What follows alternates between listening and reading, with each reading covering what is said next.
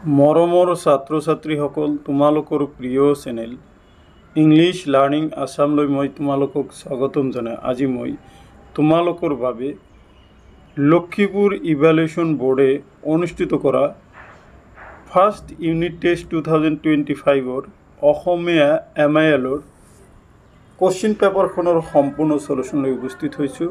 এই কোশ্চিন পেপাৰখন লোৱা হৈছে ক্লাছ 10-ৰ পৰা। মৰমৰ ছাত্ৰ ছাত্ৰীসকল, এই কোশ্চিন পেপাৰত তোমালোকে সম্পূৰ্ণ 70 নম্বৰ মিলাই সমাধান পাবা। আশা কৰিম এই কোশ্চিন পেপাৰৰ সমাধানে তোমালোকক অহা পৰীক্ষাসমূহত সহায় কৰিব। গতিকে পলম নকৰি বলাচোন প্ৰশ্নখনৰ মূল সমাধানলৈ আগবাঢ়ো। পোনপ্ৰথমতে তোমালোকে চোৱা ক অংশ পদ্যাংশ। 1 নম্বৰ, চমুকৈ উত্তৰ দিয়া। ক, কবিয়ে বান্ধৱ বুলি কাক সম্বোধন কৰিছে? উত্তৰ, কবিয়ে বান্ধৱ বুলি শ্ৰীকৃষ্ণ বা ভগৱানক সম্বোধন কৰিছে। খ, মক্কাৰ দুৱাৰত কি ঘাটৰ লগত তুলনা কৰা হৈছে? মক্কাৰ দুৱাৰক ত্ৰিবেণীৰ ঘাটৰ লগত তুলনা কৰা হৈছে। ব্ৰজাৱলী ভাষাৰ মূল ভেটি কি? উত্তৰ, ব্ৰজাৱলী ভাষাৰ মূল ভেটি হ'ল মৈথিলী। গতিকে এইকেইটা আছিলে তোমালোকৰ অতি চমু প্ৰশ্ন আৰু তাৰ সমাধান। এইখিনিতে মই তোমালোকক এটা কথা জনাব খুজিছোঁ যে কোশ্চিন পেপাৰৰ যিখিনি কোশ্চিনৰ আনচাৰ মই তোমালোকৰ আগত মুখে আলোচনা কৰিম, সেইখিনি মই এই ভিডিঅ'ৰ শেষত তোমালোকক স্ক্ৰীনশ্বট মাৰাৰ সুবিধা কৰি দিম। গতিকে তোমালোকে ভিডিঅ'খিনি চাই থাকা, কোশ্চিন পেপাৰখন স্ক্ৰীনশ্বট মাৰি লোৱা আৰু বাকীখিনি তোমালোকে স্ক্ৰীনশ্বট মাৰি ল'বা বুলি আশা কৰিলোঁ। এতিয়া মই তোমালোকৰ আগত প্ৰশ্ন 2টো লৈ আহিছোঁ। প্ৰশ্ন 2ত কোৱা হৈছে, তলত দিয়া যিকোনো এটি কবিতাৰ মূল ভাৱ লিখা। ইয়াতে ক বৰগীত, খ জিকিৰ আৰু জাৰি। ক, বৰগীত কবিতাটিৰ মূল ভাৱ হ'ল দাস্য ভাৱ প্ৰকাশক। এই বৰগীত কবিতাটি মাধৱদেৱৰ এটি মনোৰম বৰগীত। ইয়াৰ প্ৰতিপাদ্য বিষয় হ'ল ভগৱানৰ ওচৰত শৰণ লৈ এই সাংসাৰিক মায়ামোহৰ পৰা মুক্তি পোৱা। ইয়াত কবিয়ে অতি আতুৰভাৱে ভগৱানক প্ৰাৰ্থনা কৰিছে যাতে ভগৱানে জীৱনে মৰণে কোনো সময়তে তেওঁক এৰা নিদিয়ে। ভগৱানৰ অপাৰ মহিমা অতি গুণী জ্ঞানী ঋষিমুনি যোগীসকলে ধ্যান কৰে। সকলো শাস্ত্ৰ নিগম আদিয়েও যাৰ কোনো উৱাদি নাপায়, সহস্ৰ বয়নে যাৰ সীমা বিচাৰি নাপায়, তেনেহ'লে অদম শ্ৰী মাধৱদেৱেনো কেনেকৈ তেওঁৰ মহিমা বুজি পাব বুলি আক্ষেপ কৰিছে। তেওঁ ভগৱানৰ ওচৰত আতুৰ হৈ প্ৰাৰ্থনা কৰি কৈছে যে বিষয় বৈভৱত সংসাৰৰ লোভ মোহগ্ৰস্ত হৈ এনেদৰে লুতুৰি পুতুৰি নিমজ্জিত হৈছে যে যোৱাৰ পৰা তেওঁক উদ্ধাৰ কৰিবলৈ চৰণ ধৰি খাটনি জুৰিছে। ভক্তৰ কাৰণে ভগৱানৰ 2 চৰণ কমল মহামূল্যৱান সম্পদ। ভগৱানেই তেওঁলোকৰ জীৱন। ভগৱান দয়াৰ সাগৰ। সেয়ে ভগৱানৰ ওচৰত শৰণ লৈও সাংসাৰিক মায়ামোহৰ পৰা পৰিত্ৰাণ বিচাৰিছে। এতিয়া মই তোমালোকৰ আগত জিকিৰ কবিতাটিৰ মূল ভাৱটো আলোচনা কৰিম।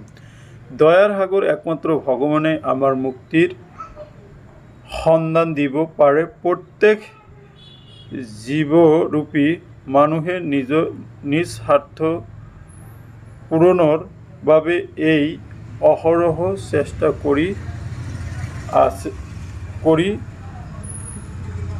আছে বাবে স্বাৰ্থ পূৰণ কৰিবলৈ গৈ ক্ৰমান্বয়ে পাপৰ সাগৰত ডুব যায়।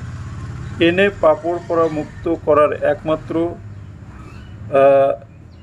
গৰাকী হ'ল আল্লাহ বা ভগৱান। সেয়ে নিজ জীৱ উদ্ধাৰকল্পে আল্লাহৰ আৰাধনা কৰা উচিত। সকলো জীৱৰ ভিতৰত ভগৱান সোমাই থাকে। সকলোৰে ভিতৰত বহুতো শক্তি সোমাই থাকে। পানীয়ে নিজৰ পিয়াহ দূৰ কৰি ক্ষমতা, জুইৰ দাহিকা শক্তিৰ সমান নাপায়। অদৰকাৰী বস্তু বিচাৰি হাবাথুৰি খায়। জীয়াই থকা দিনকেইটা মই মোৰ ভাৱবোৰেৰে মানুহ যেতিয়া মতলীয়া হৈ থাকে, তেতিয়া জীৱৰ ভিতৰত থকা মইনা স্বৰূপ আত্মাই কেতিয়া ওলাই যাওঁ ভাৱেৰে মানুহক উপলংঘা কৰি থাকে আৰু যেতিয়া আত্মা বা জীৱ ওলাই যায় তেতিয়া শৰীৰ স্বৰূপ সজাটোৰ কোনো মূল্য নাথাকিব।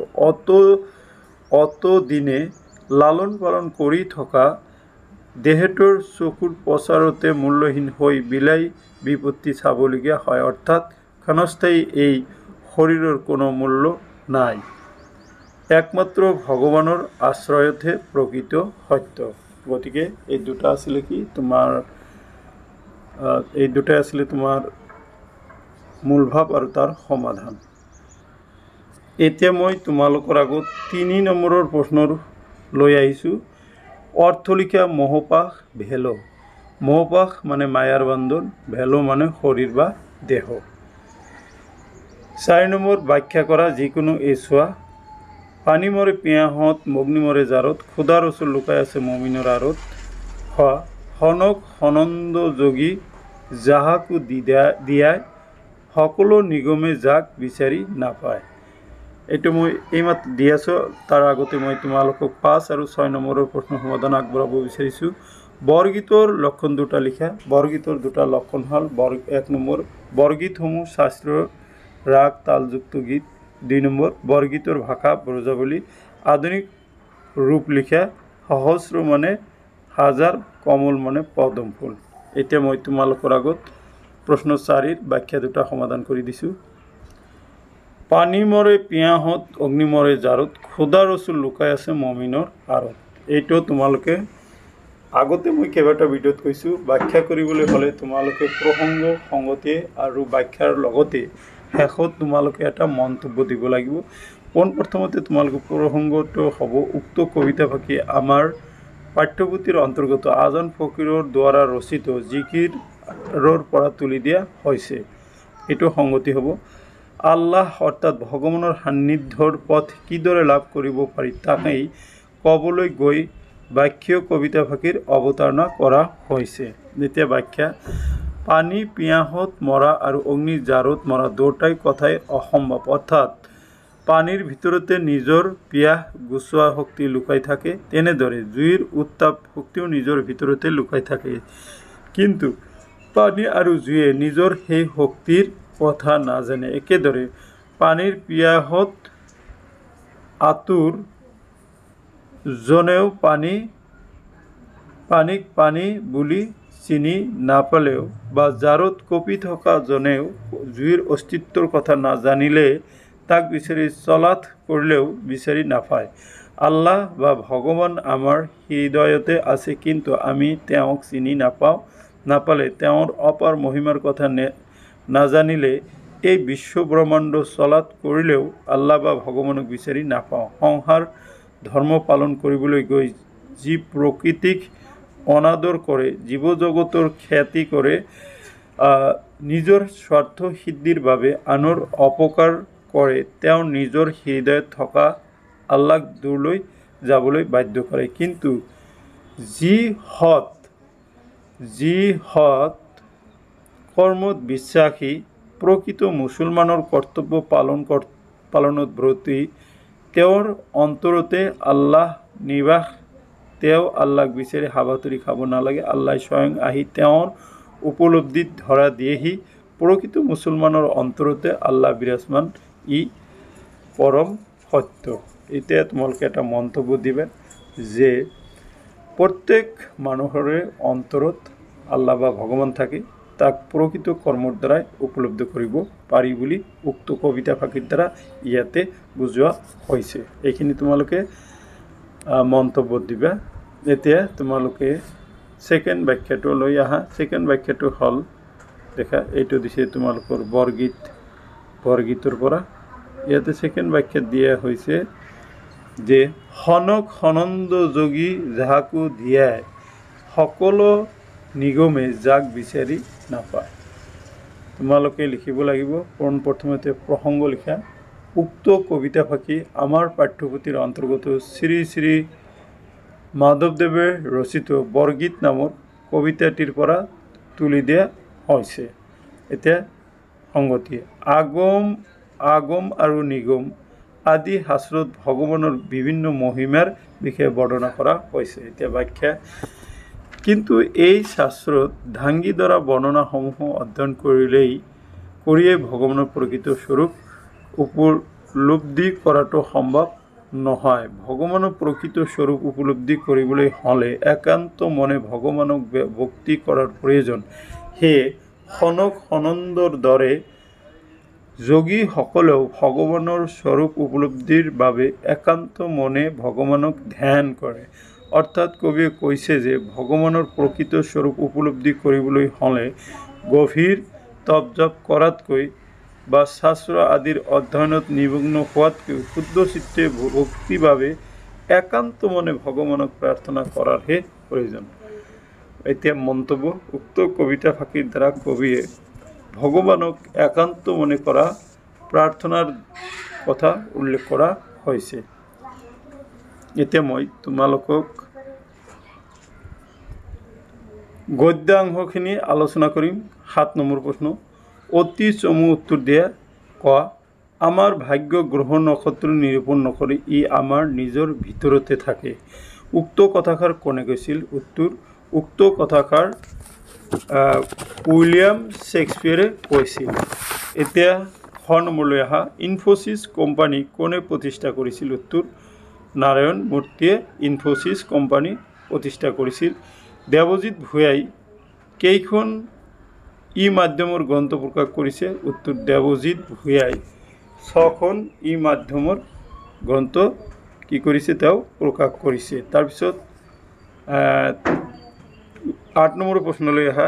এজন সফল উদ্যোগী হ'বলৈ কি কি গুণৰ আৱশ্যক? আৰু তোমাৰ 6 নম্বৰ দেখা, টমাছ আলভা এডিছনে ইলেক্ট্ৰিক বাল্ব তৈয়াৰ কৰোঁতে বাৰে বাৰে বিফল হৈছিল, হৈ কি কৈছিল? আৰু 9 নম্বৰ, লিখকে ভাৰতীয় সংস্কৃতিক কিয় জীৱন্ত শক্তি বুলি কৈছে? এই 3টা প্ৰশ্নৰ উত্তৰ একেলগে চোৱা।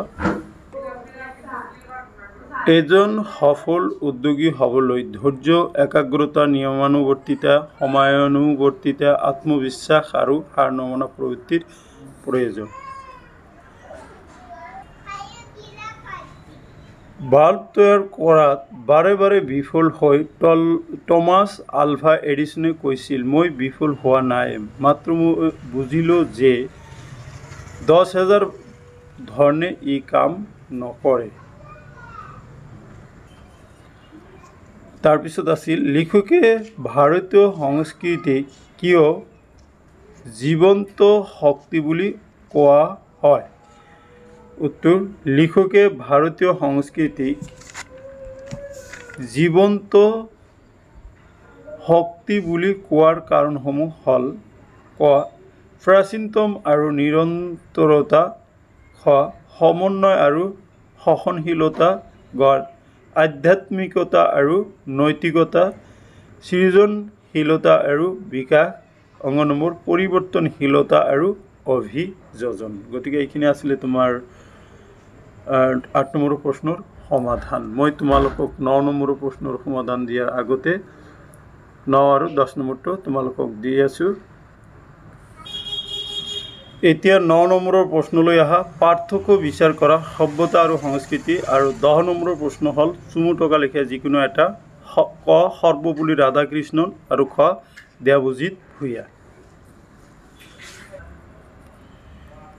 এতিয়া তোমালোকে 9 নম্বৰৰ প্ৰশ্নলৈ চোৱা। সভ্যতা আৰু সংস্কৃতিৰ পাৰ্থক্য, খুব ইম্পৰ্টেণ্ট কুৱেশ্যন। সংস্কৃতি আৰু সভ্যতা ওতঃপ্ৰোতভাৱে জড়িত। এটাৰ সলনি আনটোক ব্যৱহাৰ কৰিব নোৱাৰি। সভ্যতাই বিশেষ এটা সামাজিক বা ৰাজনৈতিক অৱস্থাক বুজায়। ই এটা সমাজ পদ্ধতি। এনেধৰণৰ জীৱন পদ্ধতিৰ জৰিয়তে সংস্কৃত জীৱন সম্ভৱপৰ নহয়। সমাজ সভ্য অৰ্থাৎ সুশৃংখল নহ'লে কোনো ব্যক্তি বা অনুষ্ঠানৰ পক্ষে সৃষ্টিমূলক কাম হাতত লোৱাটো সম্ভৱপৰ নহয়। সংস্কৃতি হৈছে কোনো এটা জাতিৰ বা সমাজ এখনৰ প্ৰতিভা। এটা জাতি সুসভ্য হ'ব পাৰে, আনহাতে ইয়াৰ তেনে কোনো লেখত ল'বলগীয়া স্তৰ নাথাকিব পাৰে। ভাষা, সাহিত্য, সুকুমাৰ কলা, দৰ্শন ইত্যাদিৰ ক্ষেত্ৰত প্ৰকাশ পোৱা প্ৰতিভাই হৈছে জাতি বিশেষৰ সংস্কৃতিৰ মাপকাঠি। সভ্যতাই সমাজক সুশৃংখল কৰি সংস্কৃতিৰ সৃষ্টিত আৰু ৰূপ দিয়াত সহায়তা আগবঢ়ায়। তাৰপিছত এতিয়া দেখা চুমটকা সৰ্বপল্লী ৰাধাকৃষ্ণন। ইয়াতে দেখা আন্তৰ্জাতিক খ্যাতসম্পন্ন ভাৰতীয় দাৰ্শনিক পণ্ডিত। এইগৰাকী পণ্ডিত ব্যক্তিয়ে ইংলেণ্ডৰ অক্সফৰ্ড কেম্ব্ৰিজ বিশ্ববিদ্যালয়ত বিশেষ বক্তৃতা দি সুখ্যাতি অৰ্জন কৰিছিল। কলিকতা বিশ্ববিদ্যালয়ত অধ্যাপনা কৰে। বেনাৰস হিন্দু বিশ্ববিদ্যালয়ত উপাচাৰ্যৰ আসন অলংকৃত কৰিছিল। ৰুছ দেশত ৰাষ্ট্ৰদূত ৰূপে দক্ষতাৰে কাম কৰাৰ পাছত ভাৰতৰ উপ ৰাষ্ট্ৰপতি আৰু পাছত ভাৰতৰ দ্বিতীয়গৰাকী ৰাষ্ট্ৰপতি হয়গৈ। এওঁৰ আন্তৰ্জাতিক খ্যাতি সম্পন্ন গ্ৰন্থৰাজি কেইবাটাও ভাষালৈ অনুদিত হৈছে। এওঁ বিশ্বৰ এগৰাকী প্ৰখ্যাত দাৰ্শনিক পণ্ডিত ৰূপে জনাজাত।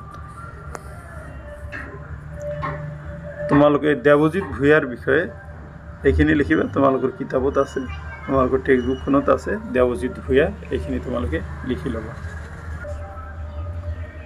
এতিয়া ব্যাকৰণ ভাগলৈ অহা প্ৰশ্ন 11। তলত দিয়া যিকোনো তিনিটা প্ৰশ্নৰ উত্তৰ লিখা। ক, সমাৰ্থক শব্দ লিখা। সমন্বয়, হেঁপাহ। সমন্বয়ৰ সমাৰ্থক শব্দ হ'ল সম্প্ৰীতি, মিলন। হেঁপাহৰ হ'ল হাবিয়াস, আশা। খ নম্বৰ হ'ল প্ৰত্যয় ভাঙি দেখুওৱা। ঐতিহাসিক আৰু বাতৰা। ঐতিহাসিক ইতিহাস যোগ ইক, বাতৰা বাট যোগ অৰুৱা। তাৰপিছত তোমালোকে বিপৰীত শব্দ লিখা। আড়ম্বৰ সৰলতা বা নিৰাড়ম্বৰ বুলি দিব পৰা। ঐক্য, অনৈক্য দিব পৰা। তাৰপিছত তোমালোকে সন্ধি ভাঙা যিকোনো দুটা দিছে। যথোচিত, অলংকাৰ, চৰাচৰ। যথোচিত যথা যোগ উচিত, যথোচিত অলংকাৰ অলম যোগ কাৰ অলংকাৰ, চৰাচৰ চৰ যোগ অচৰ, চৰাচৰ। এতিয়া অংগ নম্বৰ তলত দিয়া যিকোনো দুটা শব্দৰ মূৰ্ধন্য আৰু মূৰ্ধন্য খ হোৱাৰ কাৰণ লিখা। ৰামায়ণ ৰৰ পিছৰ দন্তন্য মূৰ্ধন্য হয়। কণ্ঠ ট বৰ্গযুক্ত কোনো বৰ্ণৰ লগত যুক্ত হ'লে ট বৰ্গ কোনো বৰ্ণৰ লগত বা ট বৰ্গযুক্ত কোনো বৰ্গৰ লগত যুক্ত হ'লে দন্তন্য মূৰ্ধন্য হয়। বিষম বি উপসৰ্গৰ পাছত থকা সম শব্দৰ বাবে দন্ত স মূৰ্ধন্য স হয়।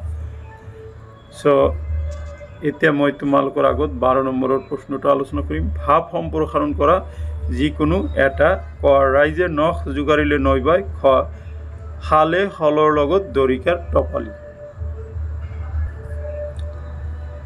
দেখা ৰাইজে নখ জোকাৰিলে নৈ বয়। এটুপ এটুপ পানী লগ হৈ নদীৰ সৃষ্টি হয়। সেইদৰে একত্ৰিত হোৱা অজস্ৰ মানুহৰ নখৰ আগত উঠা এটুপ এটুপ পানী মিলিত হৈও একোখন নদীৰ সৃষ্টি হ'ব পাৰে। আৱশ্যক মাত্ৰ একত্ৰিত কৰাৰ। সেইদৰে বহুতো মানুহ এক হৈ প্ৰত্যেকেই অলপ অলপকৈ প্ৰচেষ্টা আগবঢ়াইও একোটা মহৎ কাৰ্য সম্পাদন কৰিব পাৰে। পইচা 2 পইচাকৈ ৰাইজে আগবঢ়োৱা বৰঙণিৰ দ্বাৰাই বৰ্তমান যুগত একোটা মহৎ শিক্ষানুষ্ঠান গঢ়ি তুলিছে। তাৰপিছত গতিকে ৰাইজৰ সন্মিলিত শক্তিয়ে জগতত বহুত মহৎ কাৰ্য সম্পাদন কৰিব পাৰে। খ নম্বৰ শালে শলৰ লগত দৰিকাৰ টপালি। এই বাক্যশাৰীৰ অৰ্থ হ'ল যে ডাঙৰ বা ক্ষমতাশালী লোকৰ লগত সৰু বা দুৰ্বল লোকৰ কোনো তুলনা নহয়। শল মাছ ডাঙৰ আৰু শক্তিশালী, আনহাতে দৰিকা মাছ সৰু আৰু দুৰ্বল। শল মাছৰ লগত শল মাছৰ তুলনা হ'ব পাৰে, কিন্তু দৰিকা মাছৰ কোনো স্থান নাই। ঠিক সেইদৰে তেনেকৈ যেতিয়া ডাঙৰ বা ক্ষমতাশালী লোকৰ মাজত কোনো আলোচনা বা কাম চলে তাত সৰু বা দুৰ্বল লোকৰ কোনো ভূমিকা বা গুৰুত্ব নাথাকে। এই বাক্যশাৰীয়ে সমাজত থকা ক্ষমতাৰ বৈষম্য আৰু উপযুক্ত ব্যক্তিৰ সৈতেহে তুলনা কৰাৰ কথা সূচায়। এতিয়া দ্ৰুতপাঠ 13 নম্বৰ প্ৰশ্ন। চমু উত্তৰ দিয়া। ক, ফুলগুৰিৰ ধেৱা কি? উত্তৰ ফুলগুৰিৰ ধেৱা হ'ল অসমত ব্ৰিটিছৰ বিৰুদ্ধে সংগঠিত হোৱা প্ৰথমটো কৃষক বিদ্ৰোহ। খ দেউৰীসকলে নিজকে কি বুলি চিনাকি দিয়ে দেউৰীসকলে নিজকে জিমো চনায়া বুলি চিনাকি দিয়ে গ নম্বৰ তিয়াসকলৰ মৰম চেনেহ আৰু ভাতৃত্ববোধৰ বিৰল চানেকি কি উত্তৰ ওৱানছোৱা উৎসৱ এতিয়া 14 নম্বৰ ইন্দ্ৰ সিং দেউৰী নাইবা জননেতা ভীমবৰ দেউৰীৰ বিষয়ে চমুকৈ লিখা তোমালোকে প্ৰথমতে ইন্দ্ৰ সিং দেউৰীৰ বিষয়ে তোমালোকে চাই লোৱা তোমালোকৰ যিকোনো এটা দুটা পৰীক্ষাত লিখিব আহে ইন্দ্ৰ সিং দেউৰী ওকে এইখিনি আসলে ইন্দ্ৰ সিং দেউৰী আৰু এইখিনি আসলে জননেতা ভীমবৰ দেউৰী তোমালোকে এইখিনি স্ক্ৰীনশ্বট মাৰিও ঘৰত পঢ়িব পাৰা ওকে